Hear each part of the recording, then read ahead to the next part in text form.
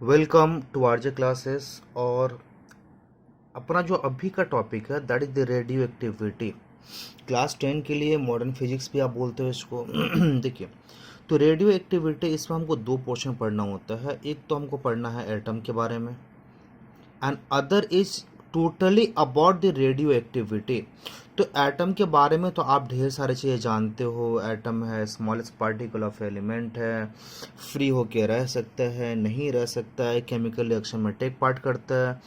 दो पार्ट में मीन्स क्या करते हैं, इसके दो पार्ट्स होते हैं, न्यूक्लियर पोर्शन एंड क्या हो जाएगा आउटर पोर्शन, जिसको आप सेल ऑर्बिट एंड सेल बोलते हो। न्यूक्लियर के अंदर प्रोटॉन न्यूट्रॉन है। प्रोटॉन के नंबर को आप एटॉमिक नंबर बताते हो, न्यूट्रॉन के नंबर को mass means neutron and proton दोनों मिलाकर अगर बात करें तो मास नंबर मीन्स। और सेल के अंदर ऑर्बिट के अंदर इलेक्ट्रॉन मेरा अरेंज होता है। तो that all you know about the क्या हो जाएगा maximum thing about the atom from class 6 you study this one.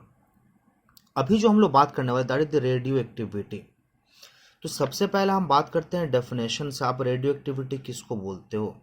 तो जनरली आप अगर बात करते हो रेडियो एक्टिविटी की तो ये चीज़ जानना आपके लिए बहुत ज़रूरी होगा कि रेडियो एक्टिविटी है क्या। तो आप बोलते हो सर न्यूक्लियर फेनोमेनन। आप बोलते हो क्या न्यूक्लियर फेनोमेनन। ये क्या है, ये नॉर्मल फेनोमेनन नहीं है। मतलब आपके पास एटम के जो दो पार्ट हैं, nuclear part and this cellular part या ऑर्बिटल पार्ट, इन दोनों में से सिर्फ न्यूक्लियर पार्ट जो है that will take part in the क्या हो जाएगा रेडियो एक्टिविटी। सिर्फ न्यूक्लियस के वजह से ये घटना होगी और एटम का कोई पार्ट इसमें कोई इन्वॉल्वमेंट नहीं लेगा। मतलब ऑर्बिट का इससे कोई लेना देना नहीं है, जिसको आप सेल बोलते हो इसका कोई लेना देना है नहीं। जो भी लेना देना है, जो भी कॉज होगा, जो भी इफेक्ट आएगा that will be due to the nucleus. अच्छा, अब रेडियो एक्टिविटी है क्या पहले समझ लें, फिर और आगे बात करेंगे। स्पॉन्टेनियस, स्पॉन्टेनियस मतलब लगातार, एक बार अगर स्टार्ट हो तो चलता रहेगा। So spontaneous disintegration disintegration integration of certain rays or certain rays or radiation from the nucleus of an element, from the nucleus of an element is called radioactivity, is called radio activity. तो ये बात समझ में आ गई कि अगर किसी के न्यूक्लियस से सर्टेन रेज या रेडिएशन लगातार इमिट होना स्टार्ट हो जाए तो फिर इस फेनोमेनन को आप क्या बोलेंगे, रेडियो एक्टिविटी। और उस सब्सटेंस को आप क्या बताओगे, रेडियो एक्टिव सब्सटेंस। मतलब आप बताओगे सर फिर निकलता क्या है। तो इससे अगर बात करें तो आपके पास तीन तरह के पार्टिकल निकलते हैं, अल्फा बीटा एंड गामा। ये तीन तरह के आपके पास पार्टिकल निकलते हैं। कहाँ से, आपके न्यूक्लियस के जब अंदर क्या हो जाएगा, चेंजेज आएगा, न्यूक्लियस जब आपका ब्रेक होगा या कंबाइन करेगा कुछ भी हो, तो वहाँ तीन तरह के पार्टिकल्स। अल्फा, ये क्या होता है, स्ट्रीम ऑफ क्या हो जाएगा, helium particles, stream of helium particles. Beta that is the stream of electrons, stream of electrons. मतलब आप बोलेगे सर ये पॉजिटिव पार्टिकल है, ये नेगेटिव पार्टिकल है। And gamma is the radiation, gamma जो मेरा इमिट होगा, so gamma is the radiation. तो गामा के इमिट होने से आपके पास सिर्फ एनर्जी में फर्क पड़ेगा, चार्ज के ऊपर कोई फर्क पड़ने वाला नहीं है। तो आप एक चीज़ सर आपको कन्फ्यूजन हो रहा होगा, सर यहाँ तो ठीक है, ये मीन्स क्या होता है स्ट्रीम ऑफ पॉजिटिव पार्टिकल्स, ये तो हमको समझ में आ गया। स्ट्रीम ऑफ नेगेटिव पार्टिकल, ये सर ये एक कंसेप्ट हमको समझ में नहीं आया। क्योंकि जहां तक पता है सभी को कि सर न्यूक्लियस के अंदर तो किसी भी तरह का कोई इलेक्ट्रॉन होता नहीं। लेकिन अभी आप बता रहे हो क्या, अगर न्यूक्लियस के अंदर डिसोसिएशन होता है, न्यूक्लियस के अंदर चेंजेस आता है, तो वहां से क्या होगा, इलेक्ट्रॉन आपका रिलीज होगा। प्रॉपर्ली समझिए मेरे पास। तो इलेक्ट्रॉन क्या होगा, वहां से रिलीज होगा। सर जब न्यूक्लियस के अंदर इलेक्ट्रॉन था नहीं तो फिर ये इलेक्ट्रॉन रिलीज कैसे हुआ। ये सबसे बड़ा क्वेश्चन है, क्योंकि न्यूक्लियस के अंदर तो बीटा फिर प्रोड्यूस नहीं होनी चाहिए थी। न्यूक्लियस के अंदर तो आपके पास दो ही तरह के पार्टिकल थे, एक तो न्यूट्रॉन थे और दूसरा क्या थे, प्रोटॉन थे। ये दो neutron that was the neutral, proton that is the positively charge. तो सिर्फ ये जब दो ही पार्टिकल्स थे तो फिर बीटा पार्टिकल्स आने का कोई स्कोप ही नहीं बनता है।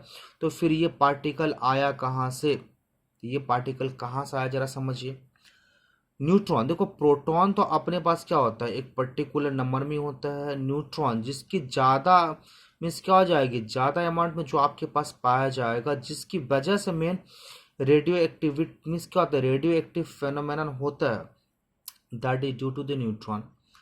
अगर आपका एक न्यूट्रॉन अगर क्या होता है, ब्रेक होता है, प्रॉपर्ली समझिएगा,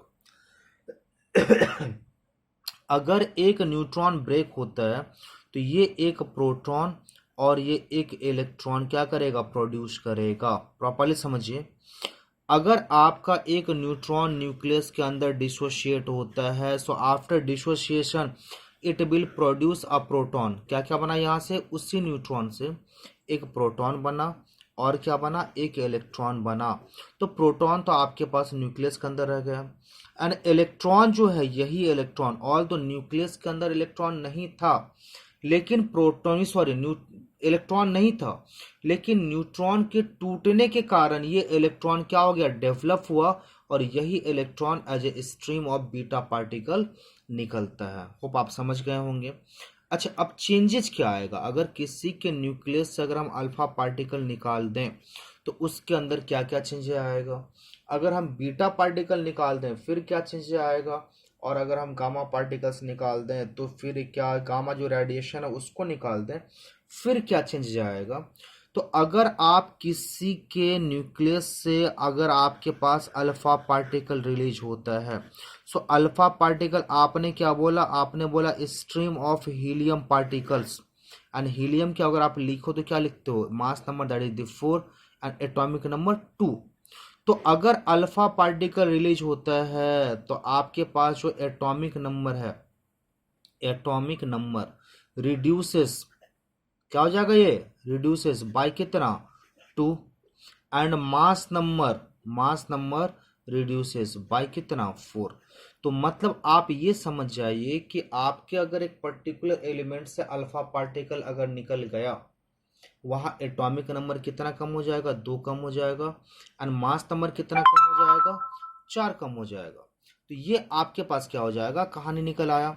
अच्छा, अब देखो जरा सा यहाँ पे अगर हम बात करें तो यहाँ से अगर सपोज करो मेरे पास एक एलिमेंट है x, जिसका क्या होता है 95 238, है ना, और यहाँ से आपने क्या किया, एक अल्फा पार्टिकल निकाल दिया, अल्फा पार्टिकल निकाल दिया, और इसके बाद सपोज करो एक एलिमेंट मेरा तैयार हो गया, and what is that element, Y Z कुछ भी हो सकता है। अब बोलता है कि ये बताओ कि इसकी एटॉमिक नंबर क्या होगी और मास नंबर क्या होगी। तो आप झट से बोलोगे सर एक अल्फा पार्टिकल मेरा रिलीज हुआ है, and due to the release of 1 alpha particle atomic number जो है कितना कम हो जाएगा, 2 कम हो जाएगा। चलिए जरा सा यहाँ से 2 कम कर लेते हैं, तो अपने पास कितना आ गया 93, एंड मास नंबर कितना कम हो जाएगा, मास नंबर 4 कम हो जाएगा। सो 238 था तो कितना आ जाएगा अपने पास, 234 आ जाएगा, ये निकल आया। अच्छा, अब सपोज करो ये एलिमेंट मेरे पास आ गया y 93 एंड 234। अब यहाँ से इसको बोला क्या, एक बीटा पार्टिकल यहाँ से रिलीज हुआ। सो ये एक बीटा पार्टिकल जब रिलीज हुआ तो इसके अंदर क्या चेंज आएगा, और ये क्या बना दिया, जेड बना दिया सपोज करो। तो आपके पास जो एटॉमिक नंबर था, atomic number will remain constant, उसके अंदर कोई चेंज नहीं आना है। बट जो मेरे पास मास नंबर होगा, उस मास नंबर के अंदर थोड़ा सा चेंज आएगा। कितना चेंज आएगा, आप जितना था आप क्या करोगे, उससे 1 बढ़ा के लिख दोगे। तो होप ये आपको बात समझ में आ गई होगी। अब फिर आ गए आपके पास, बोलोगे सर अब अगर गामा रेडिएशन निकलता है तो, अगर आपके पास गामा रेडिएशन है ना, तो gamma is the not, alpha क्या है, पार्टिकल है, बीटा क्या है, पार्टिकल है, और गामा क्या है, रेडिएशन है। दैट मीन्स क्या हो जाएगा, ये एनर्जी की बात कर रहे हैं हम लोग यहाँ पे। तो जब आपका गामा का मीन्स रिलीज होगा, गामा का रेडिएशन बाहर निकलेगा, तो यहाँ पे क्या होगा, किसी तरह के एटॉमिक नंबर या मास नंबर में किसी तरह का कोई चेंज नहीं निकल के आएगा। तो ये तो रही बात अल्फा बीटा एंड गामा के बारे में। अब आता है क्वेश्चन क्या, ये किस तरह का एलिमेंट जो होगा उनके अंदर रेडियो एक्टिव प्रोसेस देखा जाएगा।